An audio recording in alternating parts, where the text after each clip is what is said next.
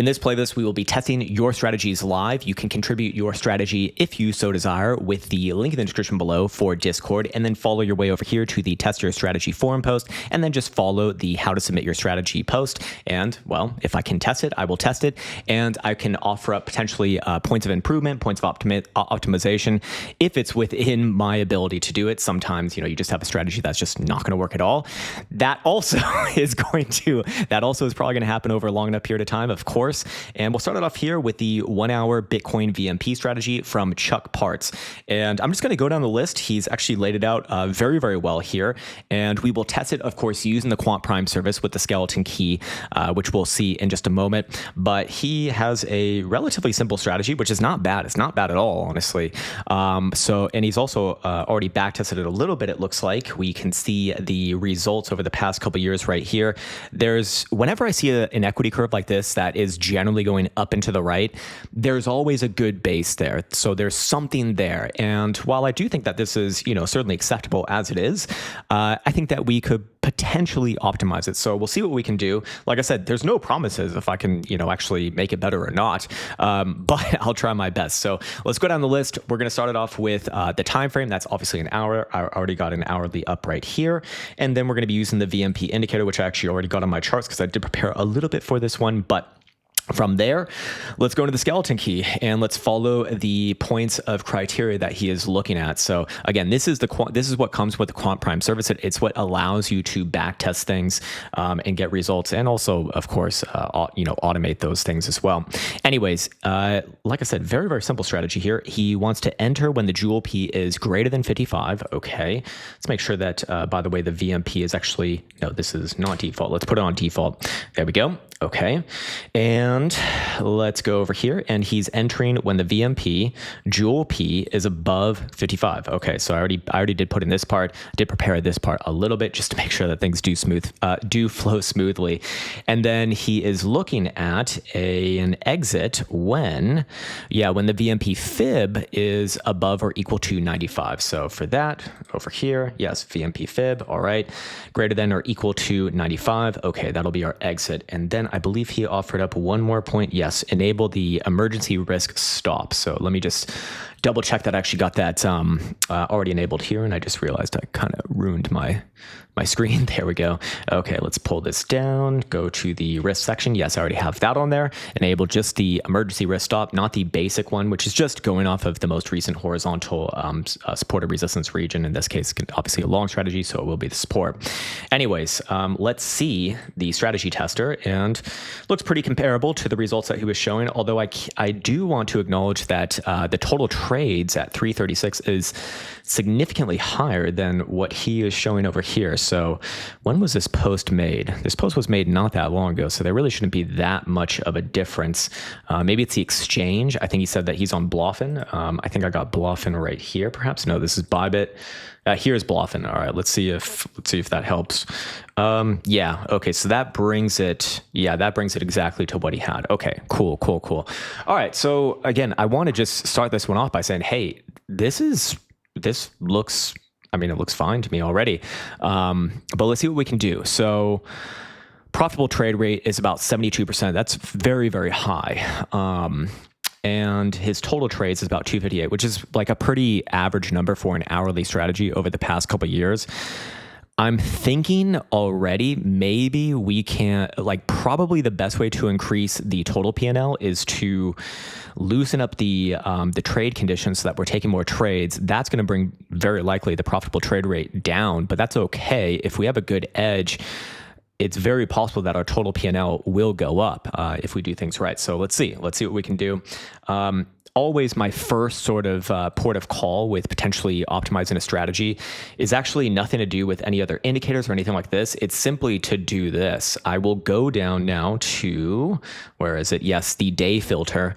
And what I want to see is are there any days that are massively negatively contributing to these results? So keep these results in your mind. By the way, for the percentage gain on the total P&L, like this plus 50 right here, that's relative to the starting equity. So So for the purposes of testing, I'm starting it with 300,000 and the order size is going to be 100,000. So that's just relative to the equity. Obviously, that's, not going to be super reasonable or even relatable in many cases. So anyway, scrolling back down here, let's see what we can find. And let's just do one by one. I'm going to get rid of Monday first. Let's see if that improves or disimproves things. And we can see that it massively decreases the results. The total P&L goes down by, like 40% almost, or maybe a little bit more. Let's see. So let's put that one back on. Definitely not getting rid of that one. Let's see what getting rid of Tuesday would look like. Again, that total P&L was 151, now 161. Okay. So we already got a nice improvement right there. Profitable trade rate remains about the same. And it really only got rid of a few trades there, actually. Now 249 total trades. Before I think it was like 255, something like this. So not really getting too many trades on Tuesday anyways, I guess. But let's see what happens with Wednesday. Does Wednesday increase or decrease results? It actually increases them a little bit, a very small amount, but now we're getting a lot less trades, although that equity curve has already smoothed out a decent amount. So I do like that. I'm going to keep that off for now. What about Thursday? See what Thursday is usually a bad day for long strategies. That again, massively improves things. So we're actually going the opposite way. We're getting less total trades now. The profitable trade rate actually is about the same or maybe even a little bit higher, but the total P&L is going up. So this one's just being hurt from, a few bad days. What about Friday? Does Friday increase or decrease things? And no, this massively decreases it. So we absolutely want Friday on there. It did not update for some reason. I don't know why it didn't do that, but maybe I need to put that back on or something. Getting rid of Saturday is not really it decreases the results a little bit, so we're going to keep that one on. What about Sunday? Again, 176 is the number to beat, and again, massive unimprovement right there. So this one is actually going to benefit from a few days less. It's not super often that you see this on an hourly. Usually you see like 2 days that will negatively contribute, but in this case we got 3. I should note though that Wednesday is like a very, very small and minor difference. So perhaps I leave that on no, it is actually decently better. So, I'm going to leave it on. Actually, I just want to point this out before we go on. The profitable trade rate actually goes up when I include Wednesday, but the total P&L goes down. So this would be a preference call. I think that it would be wise to actually leave it off, but I can see the allure of keeping it on because that does keep those total trades a little bit higher. So already this would be the first area to kind of improve these results. We've already smoothed out the equity curve a significant amount. In fact, this one's already making higher highs. In his example here, it was not, or in both examples, it was not. So I do already like this quite a fair bit. This, as far as I'm concerned, is already good. Now he was asking very specifically, I believe it was, how would you incorporate the PA pivots to improve entries? Like I said, I actually don't want to make the entry conditions any more stringent than what they already are, because I think that you're benefiting from these total trades here rather than anything else. So what I'll do is I will try a few other things instead. We can obviously look at the price action pivots. I just don't think it's going to add much to this one, but let's see. What if we change the smoothing factor to 2 rather than 1 for the VMP? And okay, that doesn't really change the results. Basically the same. What if we change the look back from 252 to 100? Let's see if this changes things. It's going to change things, but how much is it going to change things? Again, a little bit more of a smoother equity curve, actually, but the results do get slightly worse. What about 300? So now let's go above, and then we'll try 377 as well. Okay, now we're looking better, actually. Yeah, 300, so higher is better for the look back. What if we go 377, just use a big fib number there, also kind of similar to the amount of days within a year. And this one also improves it. So I feel like now we're starting to hopefully not get into the over optimization territory. What I do notice though, however, with your strategy is that there are periods of real drawdown here. This is because the risk management criteria for this strategy is very loose. you're going to be holding through periods like this. So this strategy, it can certainly work, and it will work as you've kind of shown, but I would not employ certainly any major amounts of leverage to this. Certainly not above 10%, or sorry, certainly not above 10x, probably not even above 5x. Below that, I guess you could be okay. But yeah, you can see almost all of these trades, the entry is actually not the best. So that would probably be the better way to potentially optimize this further if you're not okay with holding through these periods. Yeah, that's what I'd say about that, honestly. So that's a preference call, of course. Now, some people trade spot, some people trade, very low leverage, like 5x or 3x, and underneath that, that's going to be okay with a strategy like this, because at that point you need like a 30 to 20% move to liquidate you. So they're going to be okay in that regard. Your emergency stop is going to hit before then, but if you're a more active trader or using high leverage, yeah, you can run into issues with something like this. So if that was you, I would, of course, instead of having the entry conditions like this, we need to tighten that up. So you know what? For this, we actually could try the PA pivots, just see if anything, markedly changes. But I do kind of like it as it is. I don't like to fuck around with these things too much. So let's see. We're going to use a PA pivot for up.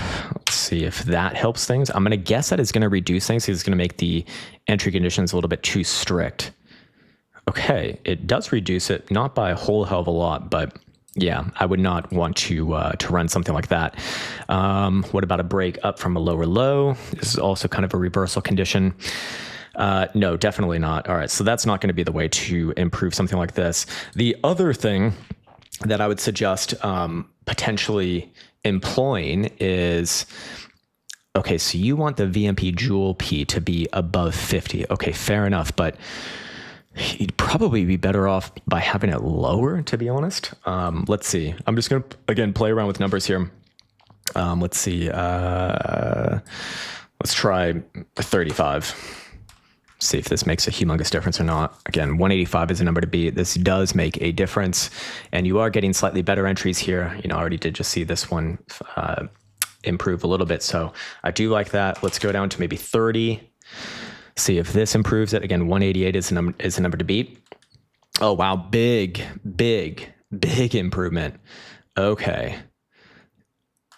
I really don't want to fuck with this one too much more, but let's see, maybe 25. Now we're above 200,000, 208. Now it's getting like a lot more strict. We could potentially add a BBWP component just to see. Let's try. All right, no promises on this one. I'm going to reduce the look back a lot as well, but we're in a good way right now. We're in a good way. So like I said, don't let the enemy of perfect be good enough, or don't let the enemy of good enough be perfect, or whatever the fuck the saying is. You know what I mean?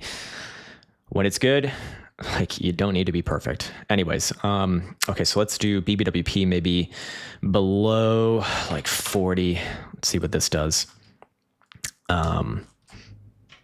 See what we got here. Rye says, I like the extreme. Okay, definitely not this one. Definitely not this one. Yeah, we are, by the way, doing this live on Twitter right now.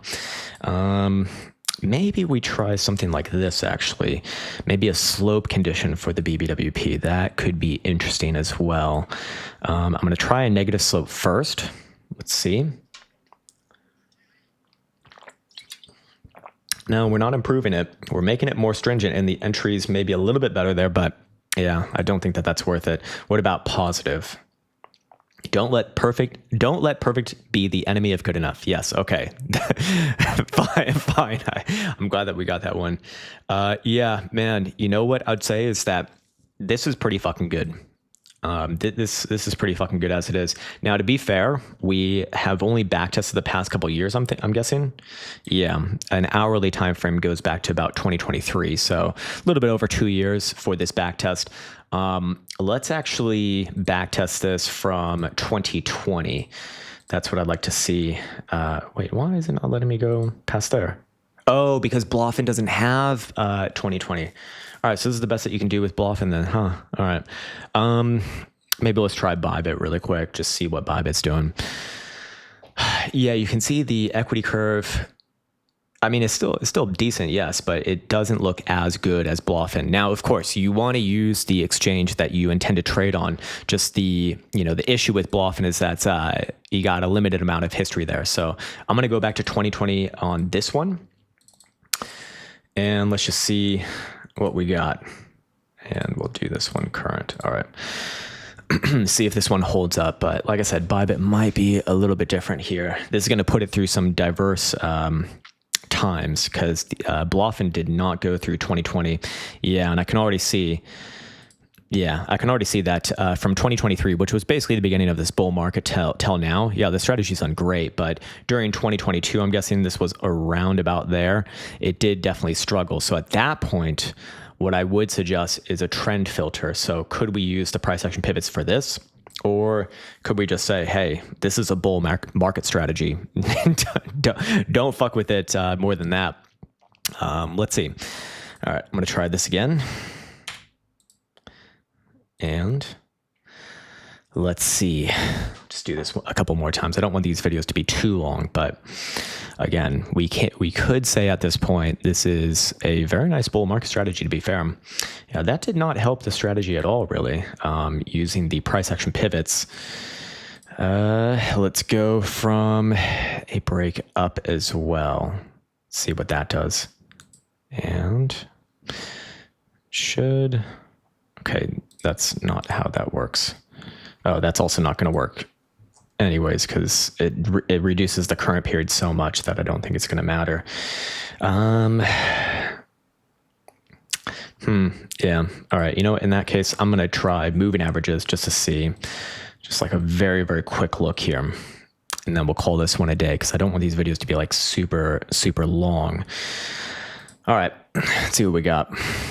Because yeah, this one will struggle during bear markets. It does look like, okay, trend filter helps this one out significantly. Yeah, that's going to be the way to improve this one. If you want it to be like an all-purpose sort of strategy, you're going to want a trend filter here. And I would even imagine that your trend filter is going to become, it's probably going to be even better to use a higher term time frame trend filter. So maybe let's reference the 3-hour time frame. I'm just guessing that this might be better. I don't know. So, and let me get rid of the other one just to see. Whoops, damn it. I just derped it up. And let's get rid of this one. Oops. Okay, there we go. Let's generate that report. But I do like this testing range. We got multiple different mark cycles here, multiple black swan events as well. But I do think, okay, so actually not as good. So I think just for the purposes of saving time, I would say keep it as we just had it, meaning that no higher term time frame trend filter. Maybe you could try like a daily. That's something that perhaps you could do on your own.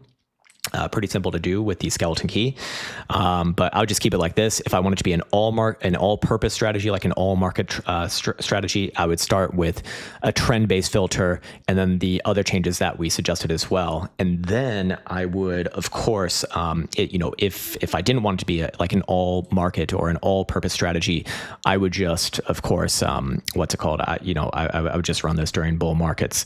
That begs the question: how do you know that's bull market? Well, probably your weekly moving average is going to get it best for you. So that'd be the next higher term time frame trend filter to trial out there. But this is okay as well.